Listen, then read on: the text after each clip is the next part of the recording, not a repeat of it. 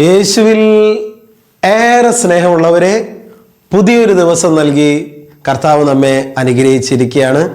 നല്ല ഈശോയ്ക്ക് നമുക്ക് നന്ദി പറയാം. ഇന്ന് ജനുവരി 30 ഓരോ പ്രഭാതവും ഓരോ ദിവസവും ദൈവം നമുക്ക് നൽകുമ്പോൾ നമ്മൾ നന്ദിയുള്ളവരായിരിക്കണം. ഓരോ ദിവസവും കൂടുതൽ തീക്ഷ്ണതയോടെ വിശ്വസ്തയോടെ കർത്താവിന് വേണ്ടി ജീവിക്കുവാൻ, കർത്താവിന് വേണ്ടി പ്രവർത്തിക്കുവാൻ, അധ്വാനിക്കുവാൻ നമുക്ക് സാധിക്കണം. ഇന്നേ ദിനം നാം ചിന്തിക്കുന്നത് വിശുദ്ധ എസ്തപ്പാനോസിൻ്റെ ജീവിതത്തിൽ ഉണ്ടായിരുന്ന 2 കാര്യങ്ങളെക്കുറിച്ച് നമ്മൾ ധ്യാനിക്കുകയാണ്. വിശുദ്ധ എസ്തപ്പാനോസ് നമുക്കറിയാം, ആദ്യത്തെ രക്തസാക്ഷിയാണ്. അദ്ദേഹത്തിൻ്റെ ജീവിതത്തിൽ എന്നെ സ്പർശിച്ച പ്രധാനമായിട്ടുള്ള 2 കാര്യങ്ങൾ. ഒന്ന്, അദ്ദേഹം മരിക്കുന്നതിന് മുമ്പ് സ്വർഗം ഇങ്ങനെ തുറക്കപ്പെടുന്നതും ദൈവദൂതന്മാരെയൊക്കെ കണ്ടുകൊണ്ട് അദ്ദേഹത്തിന് മരിക്കാൻ സാധിച്ചു എന്നുള്ളതാണ്. ആത്മീയ പിതാക്കന്മാർ പറയും, നല്ല വിശുദ്ധിയിൽ ജീവിക്കുന്നവർ, ഈശോയോട് കൂടെ ജീവിക്കുന്നവർ സ്വർഗം കണ്ടിട്ടാണ് മരിക്കുന്നത്. പ്രിയപ്പെട്ടവരെ, അതുപോലെ തന്നെ നമുക്കറിയാം, അശുദ്ധിയിൽ ജീവിക്കുന്നവർ നരകം കണ്ടും പിശാചിൻ്റെ ഭീകര മുഖം കണ്ടുമാണ് മരിക്കുന്നതെന്നുമാണ് ആത്മീയ പിതാക്കന്മാരൊക്കെ പറയുന്നത്.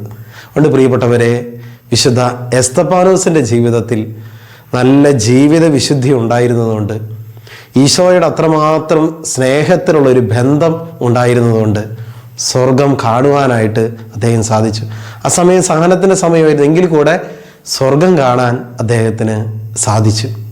രണ്ടാമതായിട്ട്, അദ്ദേഹം മരിക്കുന്ന സമയത്ത് നമുക്കറിയാം, തന്നെ അവരോട് ക്ഷമിച്ചുകൊണ്ടാണ് വിശുദ്ധ എസ്തപ്പാനോസ് മരിക്കുന്നത്. തന്നെ പീഡിപ്പിച്ചവരെ, തന്നെ കല്ലെറിഞ്ഞവരോടൊക്കെ കർത്താവെ, ഈ അപരാധം അവരുടെ മേൽ ചുമത്തരുതേ എന്ന് പറഞ്ഞുകൊണ്ടാണ് വിശുദ്ധ എസ്തപ്പാനോസ് മരിക്കുന്നത്. പ്രിയപ്പെട്ടവരെ, ഈ 2 കാര്യങ്ങൾ എന്നെ ഒത്തിരി സ്വാധീനിച്ചിട്ടുണ്ട്. നമ്മുടെ ജീവിതത്തിലും നമുക്ക് ആത്മപരിശോധന ചെയ്യാം. നമ്മളിപ്പോൾ മരിച്ചാൽ നമുക്ക് സ്വർഗം കിട്ടും?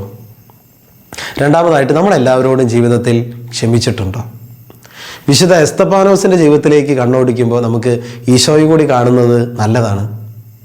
ഈശോയുടെ ജീവിതത്തിൽ നമുക്കറിയാം, മരിക്കുന്നതിന് മുമ്പ് പിതാവേ, എൻ്റെ ആത്മാവിനെ നിനക്ക് ഞാൻ സമർപ്പിക്കുന്നു. അത്രയും കോൺഫിഡൻസ് ആയിരുന്നു ഈശോയ്ക്ക്, ഞാനിനി പിതാവിൻ്റെ അടുത്തേക്കാണ് പോകുന്നതെന്ന്. അതുപോലെ തന്നെ വേദനിപ്പിച്ചവരോട്, മുറിപ്പെടുത്തിയവരോടൊക്കെ ഈശോ പറഞ്ഞൊരു വാക്യമുണ്ട്, പിതാവേ, ഇവരോട് ക്ഷമിക്കണമേ.